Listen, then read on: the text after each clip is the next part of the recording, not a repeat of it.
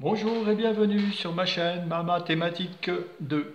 Alors deuxième vidéo, voilà. Donc dans cette deuxième vidéo, je vais parler essentiellement des chiffres qui étaient associés à ce nombre, à la découverte de ce nombre qui pouvait être calculé à l'infini, qui figurait dans ma première vidéo. Maintenant, à partir de ce résultat, je veux dire de tous ces chiffres qui étaient associés à ce nom, j'ai fait un système que j'ai appelé l'horloge calculatrice. Pourquoi je l'ai appelé l'horloge calculatrice? Parce que je partirai toujours de midi pratiquement, voilà, et je tournerai comme dans les aiguilles d'une horloge pour faire le relationnel entre les chiffres qui me serviront plus tard à me faire le calcul de pi et le calcul de l'année sidérale. Comme sous la description, je vous l'avais annoncé, de ma chaîne. Cette fois-ci, je vais faire du relationnel, que je vais sûrement en oublier, mais je vais en faire quand même une bonne partie. Alors, je suis parti de tous ces chiffres, 2, 3, 4, 6, 9, ces chiffres qui étaient associés à ce nombre. À ce nombre, il fallait voir la première vidéo. Maintenant, 2 c'était tout simplement, je le mets là pour dire qu'entre 4 et 6 il y a 2, et 3, je dis qu'entre 6 et 9 il y a 3. Que aussi 2 fois 2 font 4, que 2 fois 3, 3 fois 3 font 9. Et que 4 fois 1, 5 pardon, font 6, que 6 fois 1, 5 font 9. Ça c'est du rationnel que je n'ai pas mis là. Maintenant, je vais additionner les chiffres qui se trouvent à l'extérieur du cercle. Donc je pars de midi, 6 plus 4 plus 6 plus 9 font 25. Maintenant, à l'intérieur du cercle, j'additionne ces chiffres, 2 plus 2 plus 3 plus 3 font 10. Jusque-là, vous me suivez, hein, je n'ai pas fait maths sup pour ce genre d'addition. Là, encore une fois, je chambre. Bon, dans le sens que maintenant, je dis 25 fois 10 font 250, et que 25 divisé par 10 font 2,5. Le 2,5, tous les chiffres que je me resservirai dans mes calculs. Maintenant, 25, j'aurais pu le trouver autrement. Si je dis, par exemple, j'additionne, je vais m'expliquer. Je dis 2 fois 3 fois 6 font 36. Là, donc, j'ai la même chose. 3 fois 2 fois 6 font 36. 36 plus 36 font 72. Ici, je dis 2 fois 4 fois 2 font 16. Plus 3 fois 3 fois 9, je fais 9 fois 9, 81. 81 plus 16, 97. 97, je retire 72, qui me fait 25 pareil. Voilà. Alors, maintenant, je vais multiplier entre eux les chiffres qui se trouvent à l'extérieur du cercle. 6 fois 4 fois 6 fois 9 font 36 au carré. Et que 2 fois 2 fois 3 fois 3 font 36. Que 6 fois 6 font 36. Et que 4 fois 9 font 36. Tout en 36. Que 6 fois 6 fois 9 font 324. En réalité, 324, ça peut être 360 moins 36. Que maintenant, c'est 36 plus 36 plus 36. Ici, c'est 3 fois 36. Je fais 3 fois, plus 6. Donc le doublon. Le seul doublon sur les chiffres de l'extérieur. Plus 6, ça fait 114. Comment j'ai obtenu le diamètre 2 fois le diamètre de 100? En réalité, le diamètre du cercle, c'est 4 fois 25. 4 fois 25 font 100. Donc 2 fois le diamètre font 200. Et 9 plus 4 font 13, 9 plus 4 font 13, divisé par 2 faut 6, 5.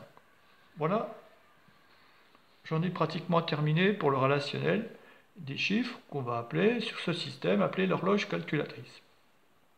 Maintenant, je vais faire la répartition des degrés dans le cercle trigonométrique, qui veut dire, s'il faut 6, 36, je veux dire 30 fois 2, 5, je vous ai expliqué, fait 90 degrés, 36 fois 5 font 180 degrés, 36 fois 10 font 360 degrés.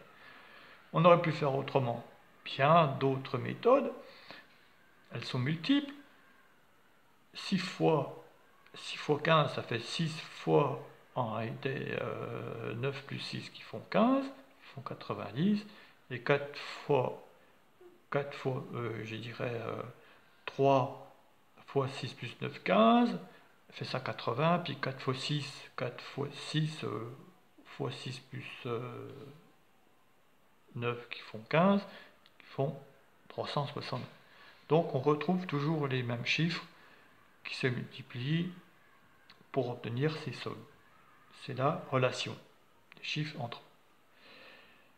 Mais on va faire tourner ces aiguilles, cette horloge calculatrice un peu plus probant, on va dire.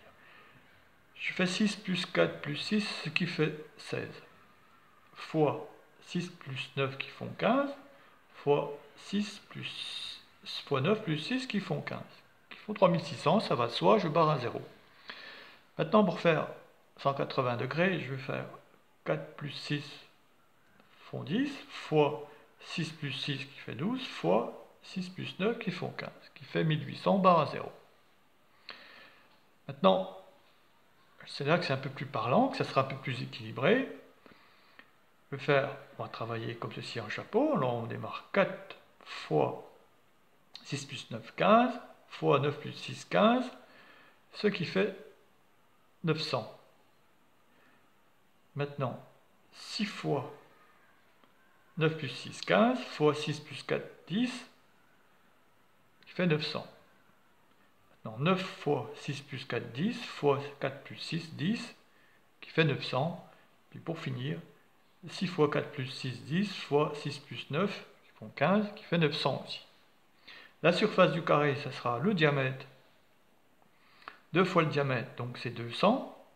Ça fera 200 fois 25. Imaginons que depuis midi, vous allez tourner 200 fois autour de ce cadran pour obtenir la somme.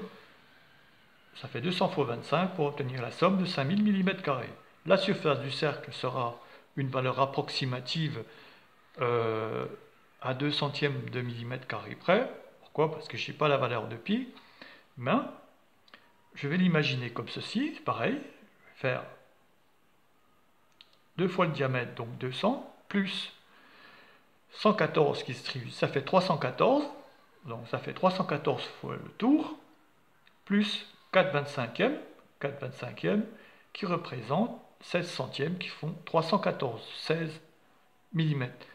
314, 16 divisé par 100, c'est égal à 314,16, la valeur ronde de pi pour 1 mm, le cercle trigonométrique 1 mm. Si vous posez la question à bien des personnes, quelle est la valeur de pi, ils vous répondront, pour éviter toutes les décimales qui suivent 3, une valeur de 314,16, la valeur ronde la plus approchée.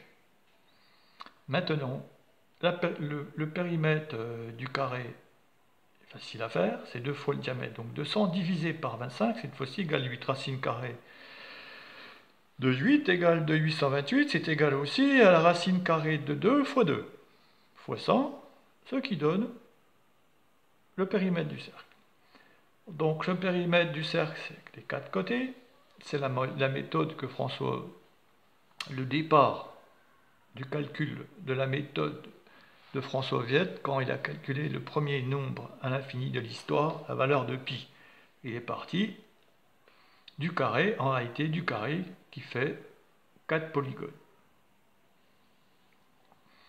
Et à chaque fois qu'il multipliait cette valeur-là à celle qu'il venait de faire avec l'addition d'une racine carrée de 2 plus 2, la racine carrée de 2 plus 2, R plus une division, R multiplié à ce produit-là, il multipliait la surface, il multipliait les polygones dans le cercle trigonométrique. Qui veut dire, si je me sers que du côté du carré, plus la flèche ici, je vais pouvoir avoir deux sinus pour faire 2 angles. Deux sinus pour faire 2 angles, et en réalité, je divise à chaque fois, ça fait 4, ça fait 8, ça fait 16, ça fait 32, 64, etc. Voilà. Voilà la méthode aussi pour calculer pi par la multiplication des polygones dans le cercle trigonométrique. Maintenant, rien qu'avec 250, qui se trouve ici, 324 qui se trouve là, je vais faire 250 divisé par 324 3 fois, j'obtiens ce produit-là. Ce produit-là soustrait la valeur de pi, 3, 14, 16. Je suis dans les 8 premières décimales de pi. Maintenant, je continue à prendre comme diviseur 324 plus la racine carrée de 0,00324, ce qui donne en réalité 324.057. Alors 250 divisé par 324.057 3 fois va me donner 11 décimales. 11 décimales, ce qui va me faire 11 décimales de pi. Avec seulement qu'une racine carrée. La racine carrée de 0,0324. Voilà. Une performance. Eh oui. Maintenant, pour accélérer un peu la chose de cette vidéo, j'en ai mis 13 décimales. 13 décimales, je vous expliquerai comment je les ai calculées sur ma 3e vidéo. C'est tout à fait simple de la manière que je les ai calculées. Bon, maintenant, 250 divisé par 324 et tous ces décimales donnait ce produit-là. Ce produit-là soustrait à la valeur ronde de pi 3, 14, 16 me donne les 20 décimales de pi.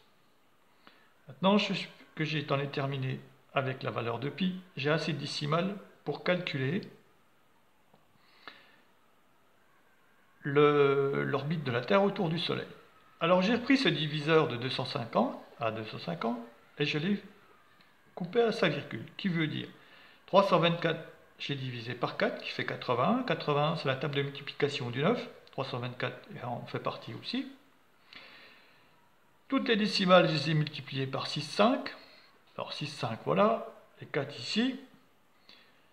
Ce qui fait ce produit-là. Une fois l'opération faite, je rassocie 80 à ce produit-là, ces décimales, ce qui me refait ce nombre-là. Ce nombre-là, je vais m'en resservir pour rediviser à nouveau que les décimales de mon diviseur de 250. Ce qui me donne ce produit-là, fois 365 jours. Qui me donne la suite. On va dire un quart de jour en plus, ça fait 6 heures. Plus 300, ça fait 365 jours. On va parler en décimales, 25, 63, 62 jours. Reconverti en heures, minutes, secondes, ce qui donne 365 jours, 6 heures, 9 minutes et 9,73 secondes. C'est incroyable, mais ça correspond. C'est parfait. Voilà, je vous remercie et je vous dis à la prochaine pour ma 3e vidéo. Bye bye.